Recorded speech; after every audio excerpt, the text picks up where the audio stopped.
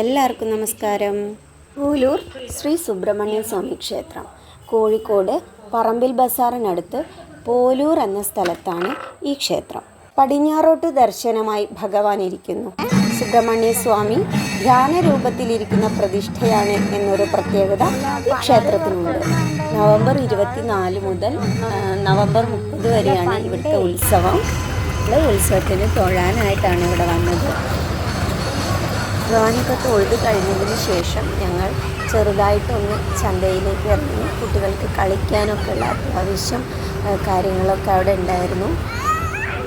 ശുശ്രൂക്കുട്ടൻ എല്ലാം നന്നായിട്ട് മുതലാക്കിയിട്ട് എല്ലാത്തിലും കയറുകയും ഫുഡുകൾ കഴിക്കുകയും എല്ലാം ചെയ്തു. നൊസ്റ്റുമായിട്ടുള്ള എല്ലാവിധ സാധനങ്ങളും അവിടെ ഉണ്ടായിരുന്നു കേട്ടോ. ചോക്ക് മിഠായി, നുറുക്ക് എല്ലാം ഉണ്ടായിരുന്നു കേട്ടോ. പിന്നെ ഏറ്റവും നൊസ്റ്റുമായിട്ടുള്ള നമ്മുടെ കുപ്പിവള, മാല, ഹെയർ ബോ, അങ്ങനെ ഒരുപാട് സാധനങ്ങൾ ഉണ്ടായിരുന്നു കേട്ടോ ലേഡീസിന് ഇഷ്ടപ്പെടുന്ന.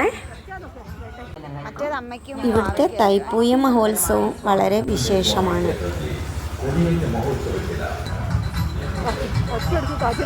തൊട്ടടുത്ത് ഉള്ള അമ്പലത്തിൽ നിന്നുള്ള വരവും ഉണ്ടായിരുന്നു. അപ്പം നമ്മൾ അതും കാണാൻ ഭാഗ്യമുണ്ടായി നമുക്ക്.